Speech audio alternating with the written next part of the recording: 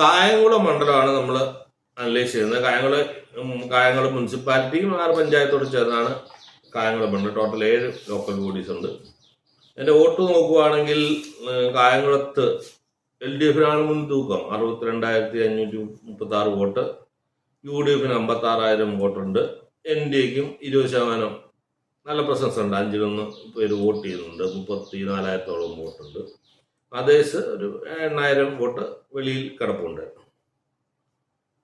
മെമ്പർമാർ നോക്കിയാൽ LDFിനാണ് മെമ്പർമാർ കൂടുതൽ, 78, UDFിന് 51, NDA 23, അതേഴ്സ് 7. ഇപ്പൊ ഒറ്റ നോട്ടത്തിൽ LDFിന് ഒരു അപ്പർ ഹാൻഡ് ഉണ്ട്.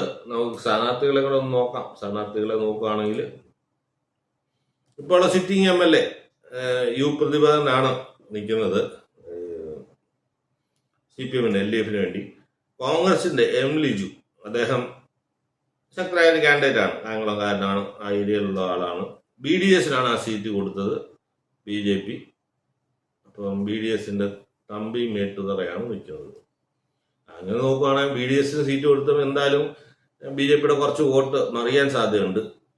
അങ്ങനെ നമുക്ക് എന്തായാലും LDFിന്റെ വോട്ട് ഒരു ഭരണവിരുദ്ധത കൊണ്ടൊരു 5,000 കുറയും. പിന്നെ UDFിന് വോട്ട് പിടിക്കും. അഡീഷണൽ ആയിട്ട് NDAയുടെയും കൂടെ കുറച്ച് വോട്ട് പിടിക്കാനുള്ള സാധ്യതയുണ്ട്. NDAയുടെ സൈഡിൽ നിന്ന് UDFിനും അറിയാനാണ് സാധ്യത. അപ്പം അതുകൊണ്ട് ഞാൻ UDF ഇവിടെ ഒരു അട്ടിമറി M ലിജു ജയിക്കും എന്നുള്ളതാണ് എൻ്റെ ഒരു പ്രവചനം. ഓക്കെ, അപ്പോൾ കായംകുളം ഞാൻ UDFിന് അനുകൂലമായിട്ട് നിൽക്കുന്നു. 2ാമത് LDF, 3ാമത് BJP.